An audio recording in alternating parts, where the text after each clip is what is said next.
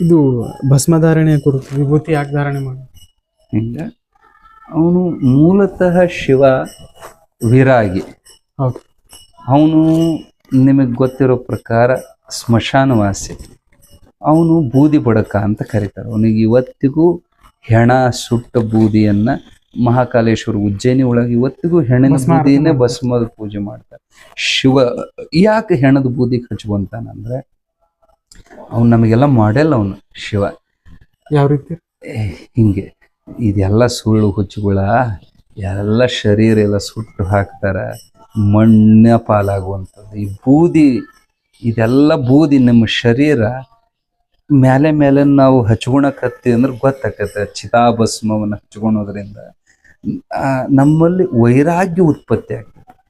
ಜೊತೆಗೆ 3 ಪಟ್ಟು ಯಾಕೆ ಹಚ್ಕೊಂತಾರೆ?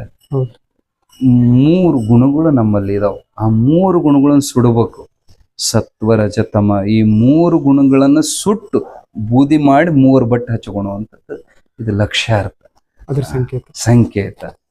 ತ್ರಿಗುಣಗಳನ್ನ ದಾಟಿ ಯಾವುದೇ ಗುಣ ನಮ್ಮ ಒಳಗೆ ಇತ್ತಂದ್ರೆ ನಮ್ಮ ಮನಸ್ಸು ಸಮಾಧಿ ಹತ್ತಲಿಕ್ಕೆ ಅಯೋಗ್ಯ. ಗುಣಗಳನ್ನು ದಾಟಿ ಹೋದಾಗ ನಾವು ಸಮಾಧಿ ಸ್ಥಿತಿ ತಲುಪಬಹುದು. ಅದಕ್ಕೆ ತ್ರಿಗುಣಗಳನ್ನು ಸುಟ್ಟು ಬೂದಿ ಹಚ್ಕೊಳ್ಳುವಂಥದ್ದು ಇದು ವೈರಾಗ್ಯದ ಚಿಹ್ನೆ. ಅದು ಭಸ್ಮ. ಆಮೇಲೆ ನಿಜವಾಗಿಯೂ ಭಸ್ಮನ್ನ ಶಿವನ ಚಿತ್ಕಳೆ ಅಂತ ಕರೀತಾರೆ. ಶಿವನ ಕಳೆ ಅದು. ಕಳ, ನಾದ, ಬಿಂದು, ಕಳ 3 ರೂಪಗಳು ಶಿವನಿಗೆ. ಅವನ ಕಳಾರೂಪ ಚಿತ್ಕಳೆ, ಅವನ ಬೆಳಗದು. ಶಿವನ ಬೆಳಗನ್ನು ಮೈ ತುಂಬ. ಅದು ಆ್ಯಕ್ಚುಲಿ ನಿಮಗೆ ಹೇಳ್ಬೇಕಂದ್ರೆ ಅಂಗನ್ಯಾಸ ಕರನ್ಯಾಸ ಅಂತ ಮಾಡ್ತಾರಲ್ಲ, ಅದರ ಸಂಕೇತ ಅದು. ಈಗ ನಾವು ಪ್ರತಿಯೊಂದು ಅಂಗಾಂಗಗಳಿಗೆ ಶಿವನ ನಾಮಸ್ಮರಣೆ ಮಾಡ್ಕೊಂತ ಹಚ್ಕೊಳೋದ್ರಿಂದ ಆ ವಿಭೂತಿ ರೂಪದೊಳಗೆ ಶಿವನ ಕಳೆಯನ್ನು ನಾವು ಆರೋಪ ಮಾಡ್ಕೊಳೋದು, ಶಿವನನ್ನ ಆವಾಹನೆ ಮಾಡ್ಕೊಳೋದು. ಶರೀರದ 32 ಅಂಗಗಳಿಗೂ ಶಿವನನ್ನ ಆವಾಹನೆ ಮಾಡಿಕೊಳ್ಳುವಂಥ ಕರನ್ಯಾಸ, ಅಂಗನ್ಯಾಸ, ಹೃದಯನ್ಯಾಸ, ಇವೆಲ್ಲ ಶಿರನ್ಯಾಸ ಇವೆಲ್ಲ ಮಾಡ್ತಾರಲ್ಲ. ಎಲ್ಲ ಕಡೆ ಅಂಗಾಂಗಗಳಿಗೆ ವಿಭೂತಿ ಹಚ್ಕೊಳೋದ್ರಿಂದ ಶಿವನ ಆವಾಹನೆ ಮಾಡಿಕೊಳ್ಳುವ ಸಾಧನನೂ ಹೌದು. ಭಸ್ಮ ರೋಗಗಳಿಗೆ ಔಷಧಿನೂ ಹೌದು. ಅನೇಕ ರೋಗಗಳು, ಚರ್ಮ ಸಂಬಂಧಿ ರೋಗಗಳು ಭಸ್ಮದ ಚಿಕಿತ್ಸೆಯಿಂದ ಆರಾಮಾಗ್ತವೆ.